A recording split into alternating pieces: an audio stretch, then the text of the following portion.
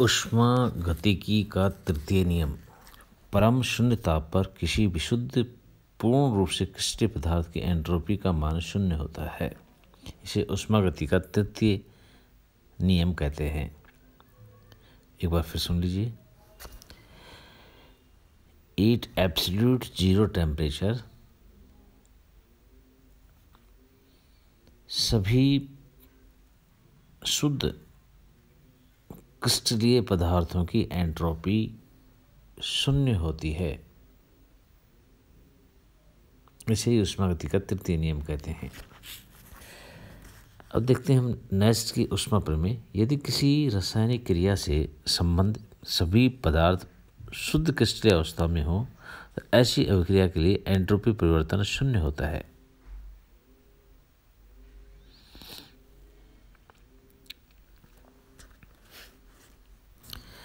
अवशेष या अवशिष्ट एंट्रोपी।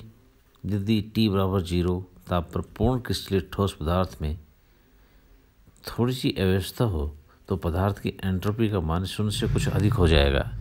ये मान अवशिष्ट एंट्रोपी कहलाता है। एंट्रोपी की भौतिक सारता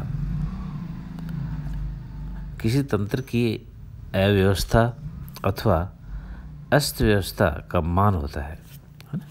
एंट्रोपी क्या है? Measurement of disorder. ताप बढ़ने से अणु की गतिज ऊर्जा बढ़ने से उसकी अव्यवस्था बढ़ती है, फलतः उनकी एंट्रोपी बढ़ेगी। ठोस से द्रव और द्रव से गैस बनने में अणु की अव्यवस्था बढ़ती है, जिससे उनकी एंट्रोपी बढ़ती है। किसी ठोस के द्रव में विलयन बनाने में उस अणुओं की अव्यवस्था फलतः उनकी एंट्रोपी में वृद्धि करती है। किसी तंत्र की एंट्रोपी उसके ऊष्मागतिक पर्यायिकता का W का माप होती है, अर्थात S K ln W। Helmholtz मुक्त ऊर्जा A E - TS। गिब्स मुक्त ऊर्जा G H - TS। किसी उत्क्रमणीय समतापी परिवर्तन से लिया गया समस्त प्रकार का अधिकतम कार्य उसकी हेल्महोल्ट्ज़ ऊर्जा में हुई कमी के बराबर होता है, अर्थात W maximum - del of A। स्थिर ताप पर व स्थिर दाब पर संपन्न हुए किसी उत्क्रमणीय प्रक्रम में प्रसार कार्य के अतिरिक्त किया गया अधिकतम उपयोगी कार्य उसकी गिब्स ऊर्जा में कमी के बराबर होता है, अर्थात W maximum - del of G। Gibbs ऊर्जा एवं प्रक्रम की स्वतंत्रता को हम इस प्रकार से प्रदर्शित कर सकते हैं। डेल्टा G नेगेटिव प्रक्रम कैसा होगा? स्वतः होगा, स्वतः ही हो जाएगा। अब डेल्टा G 0 साम्यावस्था में होगा प्रक्रम, और डेल्टा G अगर पॉजिटिव है तो कैसा होगा? अनुत्क्रमणीय। कैसा होगा?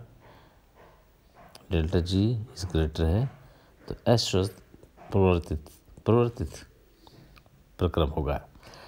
प्राकृतिक परिवर्तनों के लिए प्रेरक बल delta G delta H - T del of S।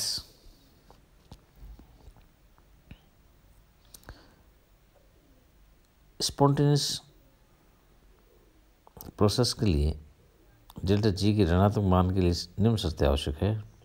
Delta S धनात्मक हो और डेल्टा S ऋणात्मक हो। ये दोनों डेल्टा S और डेल्टा S ऋणात्मक हो तो T का मान कम होना चाहिए। यदि डेल्टा H और डेल्टा S दोनों धनात्मक हो तो T का मान उच्च होना चाहिए। ऊष्मागति की मूलभूत समीकरण del of G nRT 2.303 log of P2 upon P1, और यह 2.303 nRT log of V1 upon V2। मिश्रित करने की ऊर्जा del of G mix is equal to N R T summation x1 xi i2 ln xi Gibbs Helmholtz समीकरण delta G is equal to delta H positive T del of G upon del of T at constant pressure. तो इस प्रकार से ये revisions के कुछ बिंदु हैं जो हम बार बार रिविजन करते रहें ताकि हमें हमारी याददाश्त बनी रहेगी।